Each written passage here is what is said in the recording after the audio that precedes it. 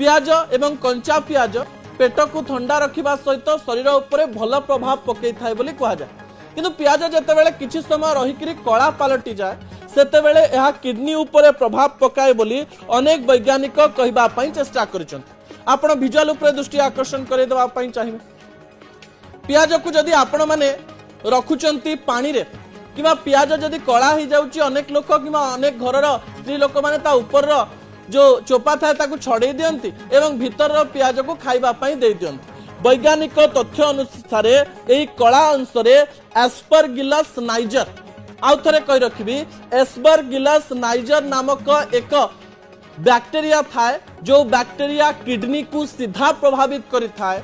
जदि आपण एपरी कला पियाज को बारंबार खाइबे ता शरीर उपरे प्रभाव पकेइबा सहित आपणकर गट हेल्थ बा पेटर हेल्थ सहित किडनी उपरे बड़ प्रभाव पकेइबो एवं पानक्रियाज उपरे मध्य अधिक प्रभाव पड़ी पारे। अनेक समय लोक माने कोन करंती दुकान रो पियाज काटिकरी आनंती 2 घंटा 3 घंटा परे खांती सेथिरे सामान्य कला देखा जाए एवं से कला पियाज को समस्त आराम रे खांती।